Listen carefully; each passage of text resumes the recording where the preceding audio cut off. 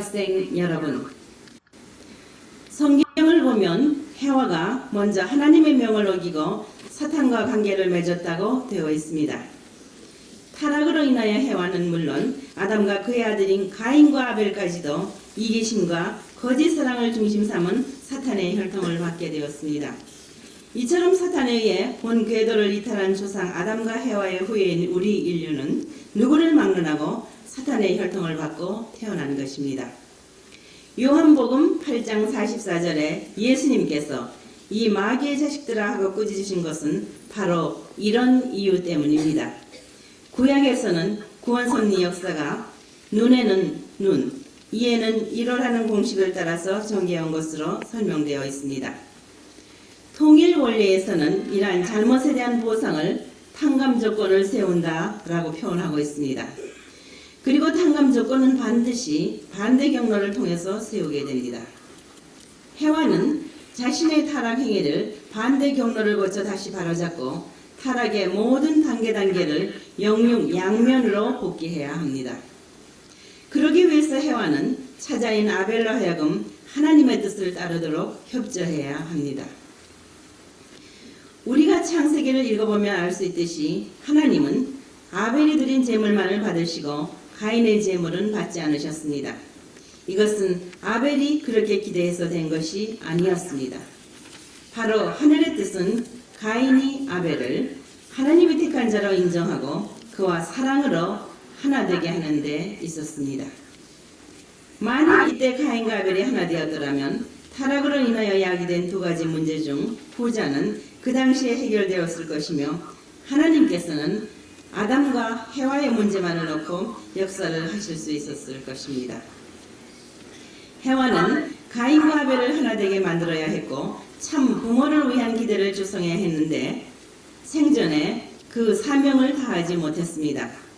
따라서 하나님은 복귀 역사를 통해 누군가 다른 여인이 나타나서 타락한 해와 대신 탕감을 치를 수 있게 되길 기다렸습니다. 성경은 이삭의 부인 리브가를 하나님의 일을 한 위대한 여성들 중에 한 사람으로 묘사하고 있습니다.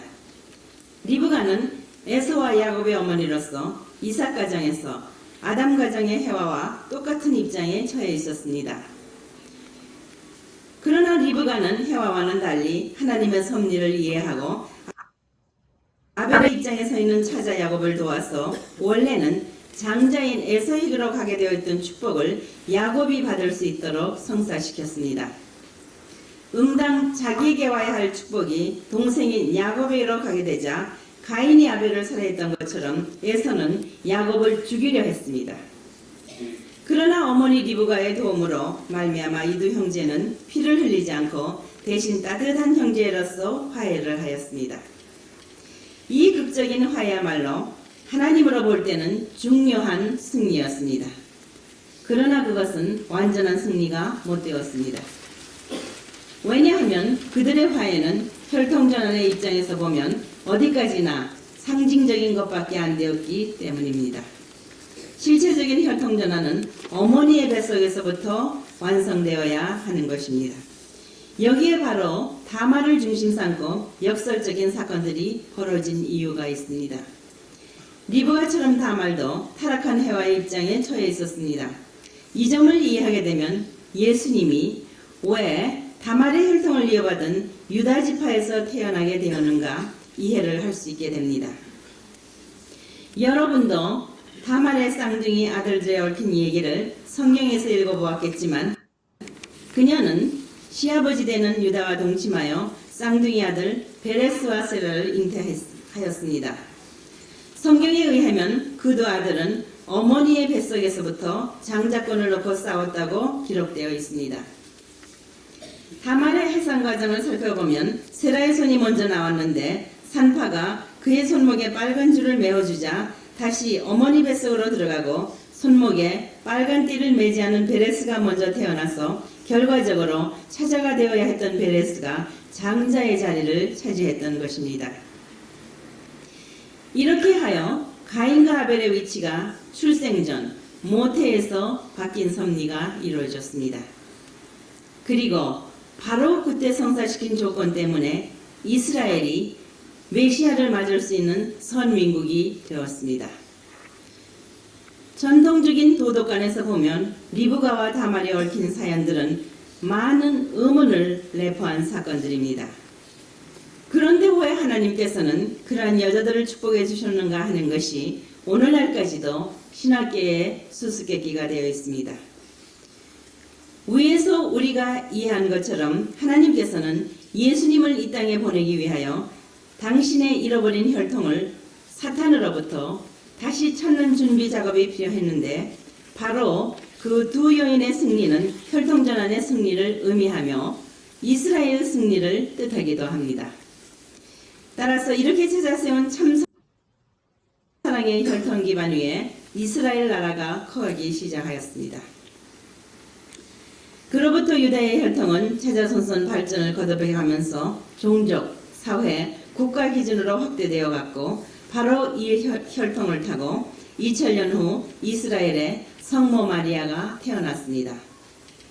마리아는 가정, 종족, 국가 기준까지 뜻에 맞는 탕감 조건을 세우고 장자권을 복귀하기 위하여 가인과 아벨을 하나로 묶어주는 책임을 져야 했습니다. 마리아는 하나님의 명을 받들어 예수님을 잉태했지만 다른 사람의 눈으로 볼 때 그녀는 부모와 약혼자 요셉을 배반하는 격이었습니다. 그 당시는 어느 여자를 막론하고 다른 남자와 더불어 아이를 수태하게 되면 돌로 쳐 죽이는 것이 상례로 되어 있었습니다. 그러나 아담의 입장에 있던 요셉은 그의 약혼 여인 마리아를 저버리지 않고 오히려 보호하며 지켜주었습니다. 마리아의 믿음과 리브가와 다말의 공헌으로 마리아의 뱃속에 들어있는 예수님에 대해 사탄은 소유권을 주장할 수 없게 되었습니다. 예수님은 하나님의 완전한 직계 혈통으로 태어나셨습니다. 예수님은 타락한 혈통을 선한 혈통으로 전환시킨 후 태어난 하나님의 첫 아들입니다. 바로 이런 이유 때문에 독생자로 태어난 예수님은 모든 성인들 중에 성인이요 참된 혈통의 조상이 됩니다. 마리아는 타락한 해와를 복귀하는 자리까지 나가야 하는 입장에서 아벨의 위치에 서 있던 예수님과 가인의 위치에 서 있던 예수님의 이종사촌 형 세례 요한을 하나로 만들어야 했습니다. 이 두 사람이 하나 되는 것은 이스라엘 국민들과 유대교가 예수님을 메시아로 받아들이는데 결정적인 관건이었습니다. 예수님께서 제자들에게 말했듯이 세례 요한의 사명은 오시는 주님의 길을 닦기 위해 엘리야가 먼저 온다고 했던 구약 성경의 예언을 이루는 것입니다. 누가복음에서도 세례 요한은 엘리야의 권세와 사명을 갖고 왔다고 적혀 있습니다. 그러나 세례 요한은 자신이 엘리야임을 부인했고 요단강에서 예수님께 세례를 줄 때 하늘로부터 받은 확실한 계시가 있었음에도 불구하고 예수님의 메시아됨을 의심했습니다.